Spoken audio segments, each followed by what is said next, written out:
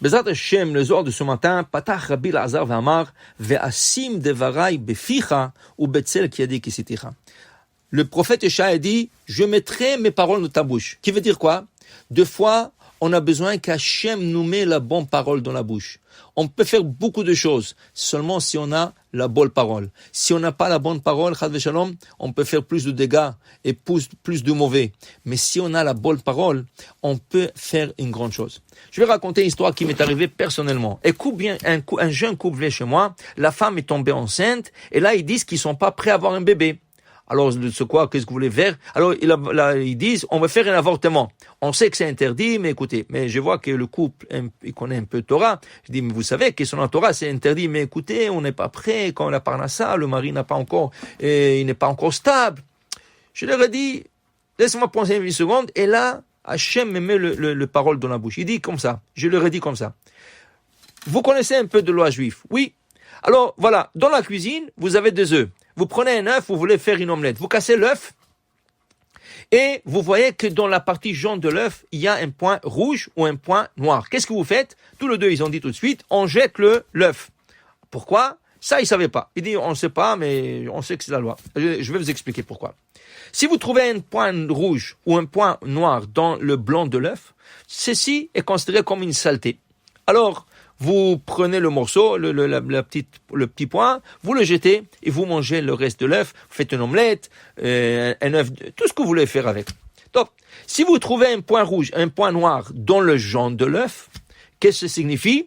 Ceci signifie le commencement d'une formation d'un poussin, d'un bébé.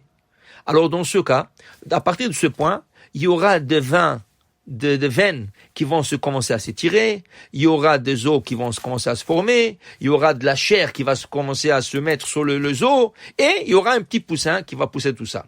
Ce point de départ, c'est le début d'une vie. Dans ce cas, nous considérons le point comme un poussin, et comme ce poussin n'a pas été égorgé, il est interdit de manger. Dit la Gemara, ceci est considéré comme terefa, un poussin qui n'a pas été égorgé, c'est non cochère, on jette tout l'œuf. Le deux me regarde et dit, waouh, on savait pas ça. Il dit oui. Alors, revenons à notre question. Si la femme est tombée enceinte, et ils ont dit, mais ça peine 1 mois et demi. Oui, mais dès qu'elle est tombée enceinte, il y a un petit point. Ce petit point va se développer en veine, en chair, en os, tout ce qu'il faut. Ça veut dire que la vie du bébé a déjà commencé. Alors, vous voulez tuer une vie de bébé? Le deux se regarde et disent, vous avez raison. On va pas le faire. Et au Hachem, ils l'ont pas fait.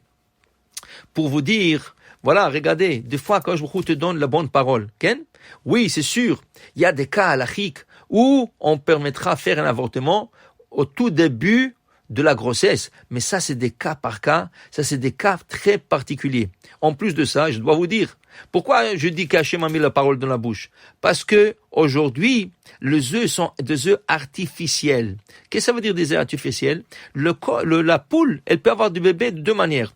Ou des relations avec le coq, ça c'est des œufs naturels, ou la poule se frotte par terre, elle se chauffe le corps et elle pond un œuf. Cet œuf-là s'appelle un œuf stérile. Pourquoi? Jamais un poussin peut sortir de cet œuf. Tous les œufs qu'on a sur le marché aujourd'hui, c'est des œufs stériles. C'est des œufs artificiels, c'est pas des vrais œufs. Il n'y a pas de coq dans le poulailler. Et quand il y a des coqs dans le poulailler, ça c'est des poulaillers qui te vendent des œufs biologiques, des œufs naturels, si tu veux. C'est 3 fois le prix. Qui c'est qui achète? Personne n'achète ce type des œufs. Dans ce cas, pour le séfarade au moins, quand tu casses un œuf dans une poêle chaude et tu vois un point rouge ou noir dans le jaune de l'œuf, tu prends ce point, tu le jettes. Pour les Ashkénazes, quand tu casses un œuf dans une poêle chaude et tu vois le jaune ou le rouge, qu'est-ce qu'il faut faire? Il faut jeter tout l'œuf, il faut cachériser la poêle parce que c'est pas cachère. Mais pour le séfarade, le point rouge ou noir dans l'œuf aujourd'hui, ça ne veut rien dire, c'est une saleté. Et tu le jettes. Alors pour vous dire, des fois, il faut qu'Hachem te met le bon parole dans la bouche. Continue le Rabbi Lazar, il dit, alors c'est très important, Tanenan, Kol Barnash, Dishtadel, Bemidoraita, tout celui qui étudie de la Torah, Visifadem Achashan Oraita, et il prononce, il sort de la bouche le parole de la Torah, Kutsha Berichu Chafia Alev Shrinta par Saganfa. Akosh Baruch Hu, il vient, il le protège, et il le met comme sous ses ailes, pour le protéger, pour dire, quand on étudie, quand on prie, c'est important de réciter et prononcer et se faire entendre un peu, pas à voix basse. C'est la raison pourquoi toujours on a des doutes. Est-ce que je fais Boré Priaetz? Est-ce que je fais Sheakol? Est-ce que je fais Bracha Achrona? Est-ce que je fais cette prière? Est-ce que je dis ça? Pourquoi on ne se rappelle pas?